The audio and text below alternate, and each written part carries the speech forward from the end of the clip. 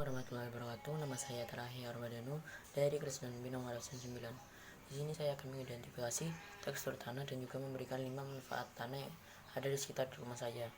Tanah merupakan komponen penting bagi kelangsungan di bumi. Banyak manfaat dan kegunaan tanah. Contohnya membangun rumah, membuat jalan, dan juga membuat pot. Juga bisa dari tanah liat. Berdasarkan teksturnya, tanah dapat digolongkan dalam beberapa jenis. Jenis tanah juga dapat digolongkan berdasarkan partikel penyusunnya yang paling banyak ada di tanah, yaitu tanah pasir, tanah liat, dan debu.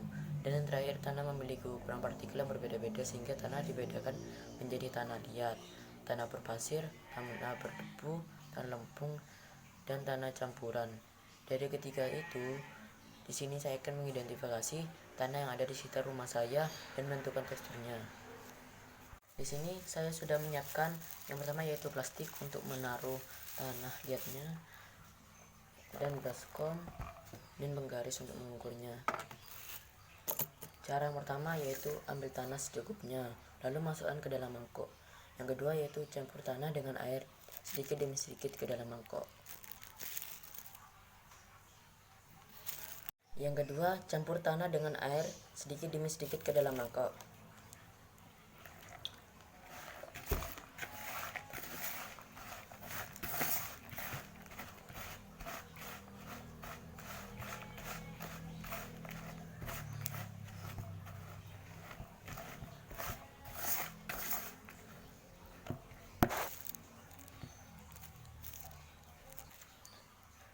Tiga, setelah tanah lembab dan bisa dibentuk, coba buat pilihan tanah yang panjang dan pipi seperti pita. Juga gunakan alat seperti plastik, kertas, atau lantai. Dan setelah itu saya sudah membuat. Setelah itu saya ukur, dan jadi di sini tanahnya lebih dari 5 cm. Jadi hasil dari tekstur tanah yang ada di sekitar rumah saya yaitu tanah liat lempung.